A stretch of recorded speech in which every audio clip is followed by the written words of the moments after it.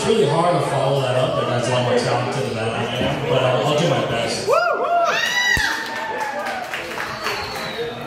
So, a couple months ago, I had to go into quarantine. You know, COVID and all still a relevant issue, and you know a lot about the peak hours of COVID that we had a few years ago, and you know I realized we learned a lot about other people. Like you know, some people would rather have grandmas die than just go through the drive-thru at Starbucks, and I learned a lot about my cats and cats in general. With my cats. My favorite cat, I think, of the three that I own. Her name is Cupcake, an adorable little thing. And I spoil the absolute shit out of my cats. I love them to death. And, yeah, I love them to death. And so I spoil all my cats. But Cupcake, for some reason, she decides to live life on harder mode. She only eats what she catches, so mice and birds and shit outside. And I just never understood why exactly that was. Why does she wins the genetic lottery, she wins at life, you know, other cats are out there starving and being miserable, and mine is being fed the fanciest of feasts.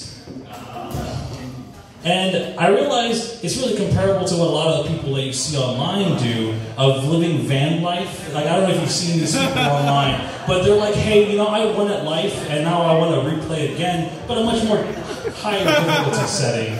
So they're living out of their car and driving around everywhere, being, you know, somewhat miserable, but they'll always have that financial safety net there. And I assume that's exactly how my cat is. She'll know, you know, if I ever can't catch a bird, there's this food over here that'll do just fine. But yeah, you see these people online all the time. They're like multi-billionaires. They're just like, oh, I sold my company and now I'm living life nice. And I love seeing things online. A lot of it's really funny and a lot of it's really informative. One thing that I saw a few weeks ago that I thought was pretty interesting was this guy has said, you know, if you look at anything in the room, anything at all, something reasonable, and you lick it, your brain can kind of come up with how it would feel and even taste like, even if you've never touched or licked it before. And I sat there just kind of in awe at the human ability, or human's brain's ability to do complex issues and know things that it's never really encountered before. So it makes me wonder why in the hell I lay up at night thinking about all the terrible things I did in high school. Like, they're all really cringy and they keep me up at night. And instead of, I don't know, remembering basic biology, I'm having to think about those times I nearly crashed or something. And, you know, I wish I could remember some of that stuff, because I'm sure I could win a lot of trivia nights here at the Partisan if I could remember what a fucking allele was. But, fuck me, I guess.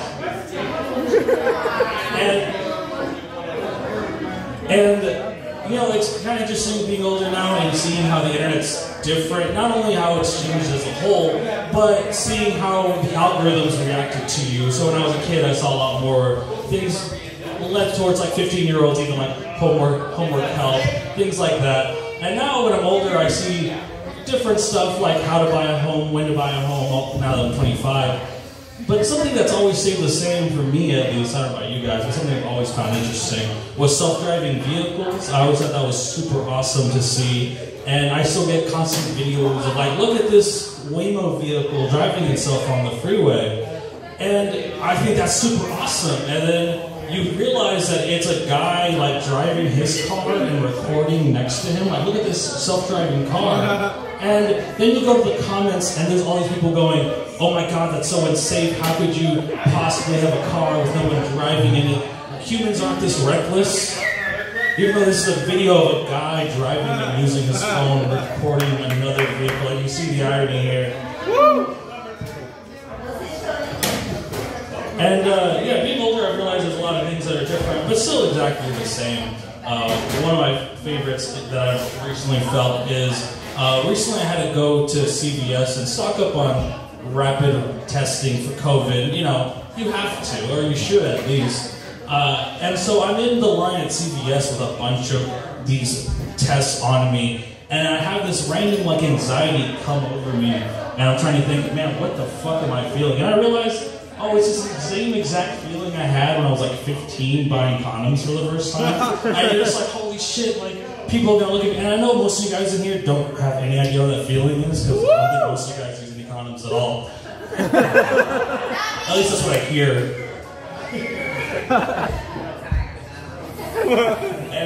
But yeah, so I'm in there and I'm having to like now buy chips and gum and all this shit. And then now I'm actually buying condoms to then hide my rapid COVID test. So it's like, wow, I've really reached a new like point in my life, I feel. And you know, another thing that made me realize I'm at a different stage of my life, not that I'm like super old or anything, I'm 25, but something I realized was, you know, many months ago, I owned a motorcycle, one of the best purchases I've ever made, if anyone's out there thinking about it. And I was coming back from LA on the Grapevine, and I'm sure many of you guys have too. And so I'm on the Grapevine, and you get this big wind warning. And, yeah, fuck the Grapevine, it's a shitty place. But yeah, so I'm coming on the Grapevine, and there's this wind warning, and if you don't know, what you're supposed to do on a motorcycle is slow down, maybe even pull over, because your bike can tip over in strong enough winds. So I do the more reckless thing. I just keep driving instead of waiting. And as I'm driving, I get that final push that I'm going to tip over. And what you're supposed to do when you're leaning over on the motorcycle is roll on the throttle, go faster, because the bike will self-right itself. So I do that, and I'm still tipped over. I'm about to fall. You have to speed up more. As I'm speeding up, the wind is pushing me even fucking harder. And I realize after more speeding up after a few seconds, I'm going like 120 miles an hour. I'm really scared that I'm still almost gonna fall over. And you know, in most of these moments, I think other people will think, hey, I'm gonna die. They're panicking. They're thinking their whole life's flashing before their eyes. Something along those lines. But no, instead I was thinking, holy shit. If I hit someone, I'm going to have to call my insurance. I'm going to have to buy a bike. I'm going to have to call that guy's insurance. That guy's going to sue me. I hope I fucking die. But instead, luckily the winds died down and I was able to live and tell you guys my only kind of funny jokes. So thanks for listening tonight, guys. Love you guys.